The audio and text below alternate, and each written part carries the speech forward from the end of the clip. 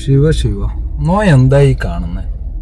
തലക്കടിയേറ്റ് അയ്മനം സിദ്ധാർത്ഥന്റെ മൂക്കിന്റെ പാലം തകർന്നത് ഓക്കെ. ഈ മൂക്കിന്റെ ഓപ്പറേഷൻ ചെയ്താൽ കാലിന്റെ സ്വാധീനം നഷ്ടപ്പെടുമെന്ന്. നടക്കുമ്പോൾ മൂക്കിന് ബലം കൊടുക്കേണ്ടി വരും. ഓ, അത് ശരി.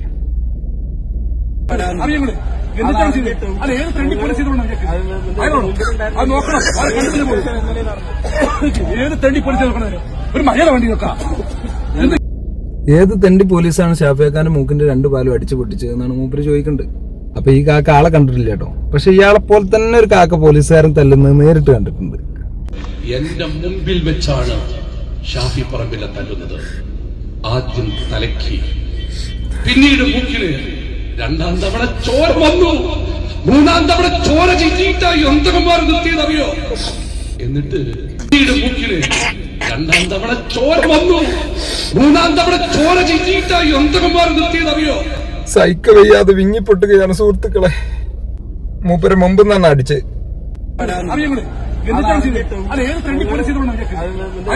അയാളോട് ചോദിച്ചാൽ മതി.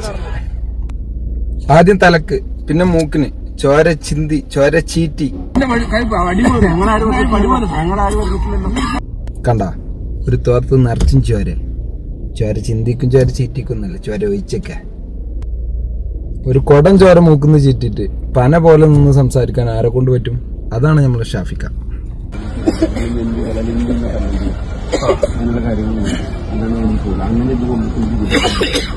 ഒരാവശ്യമില്ലാണ്ട് ഞാൻ തിരിച്ചുവിടുകയാണെന്ന്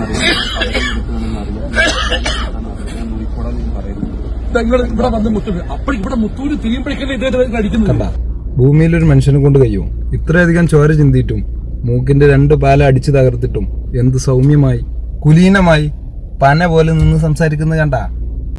നമ്മളെ കൊണ്ട് പറ്റുമോ? നമ്മളൊക്കെ ആണെങ്കിൽ എപ്പ തലമിന്നി ബോധം കെട്ട് വീണു ചോദിച്ചാൽ മതി. അതാണ് ഷാഫിക്ക.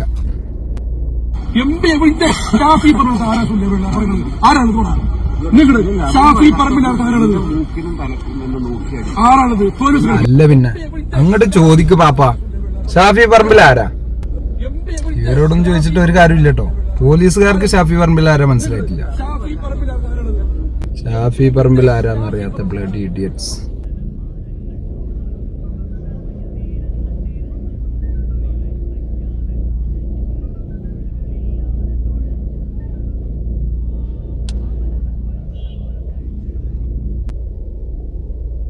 മൂക്കിൽ മഷിട്ടിക്കുന്ന വീഡിയോ, അതിനിടക്ക് അങ്ങനെ ഒരു സാധനം അറിയാം.